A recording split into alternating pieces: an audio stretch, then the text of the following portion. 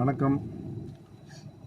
ஒரு நண்பருக்காக வெயிட் பண்ணுறேன். ஸோ அந்த நேரத்தில் ஃபோன் எடுத்து பார்க்கலாமேன்னு பார்த்தேன். ஒரு வாட்ஸ்அப் ஸ்டேட்டஸ் பார்த்தேன். நண்பருடைய வாட்ஸ்அப் ஸ்டேட்டஸு. அவர் ஒரு மத அடிப்படைவாதி.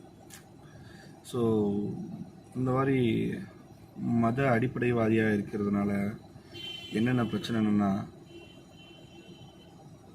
நமக்கு பிரச்சனைன்றதை விட அவங்களால அவங்களுக்கே நிறைய பிரச்சனை வரும்.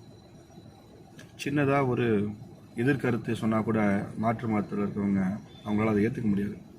அதனால் மிதவாதியாக இருங்க. மதவாதியாக இருந்தாலும் மிதவாதியாக இருங்க. அடிப்படைவாதியாக இருக்காதீங்க. மத அடிப்படைவாதம்ன்றது ரொம்ப ஒரு நம்ம மூழ்கடிக்கும்.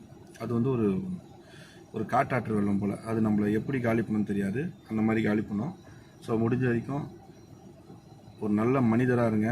முடிஞ்ச வரைக்கும் மதங்களை கடந்து மனிதர்களை நேசியுங்கள். மனிதர்களுடன் உங்களோட நேரத்தை ஸ்பெண்ட் பண்ணுங்கள். எந்த மதமாக இருந்தாலும் சரி, யாராக இருந்தாலும் சரி, அடிப்படைவாதியாக இல்லாமல் முடிஞ்ச வரைக்கும் இயன்றதை செய்யுங்க. அன்பாக இருக்க பழகுங்க.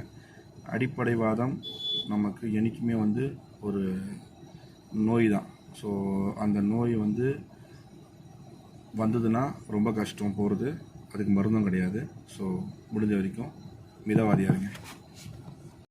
என்னோடய கருத்து சரின்னு பட்டுச்சுன்னா ஏதாவது ஒரு கமெண்ட்டில் ஏதாவது சொல்லுங்கள்.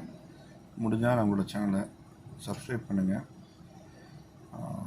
பேசுவோம்.